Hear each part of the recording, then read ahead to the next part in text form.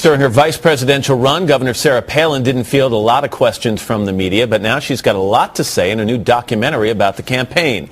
This is Sarah Palin like you've never heard her before. Palin, a new grandmother, says she's frustrated about the coverage of her family. This report that Bristol and Levi, they're high school dropouts, and they're going to just look for government handouts to raise their child and stuff. Nothing could be further from the truth. I believe marriage is meant to be a sacred institution between two unwilling teenagers. How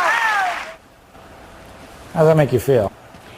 That kills me. Palin says she was exploited by Faye and Katie Couric, and the famous interview when Palin could not or would not name the newspapers she reads. I was curious, what newspapers and magazines did you regularly read before you were tapped? All of them, any of them that have been in front of me over all these years. In the days after the election, Palin sat down with Matt.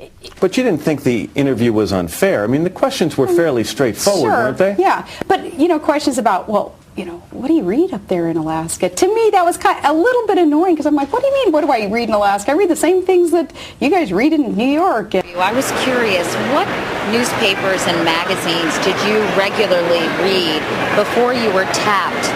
What do you mean, what do I read up there? But in this latest interview, Palin goes even further, bristling at Couric's post-election defense of the newspaper question. Even in the post-election interviews, Dave, that she's done, nobody's really asked her, why didn't you answer that question?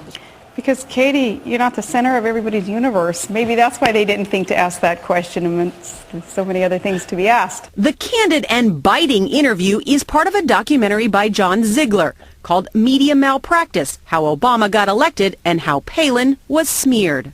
It is very clear that Sarah Palin believes, and I think rightly so, that she has been treated unfairly. That every time she says something in the media, it gets attention. I mean, she makes waves no matter what she seems to say. It's an incredible thing. It is, and this is just about 10 minutes that's on YouTube, this clip, and so there's apparently a lot more there that we're going to see.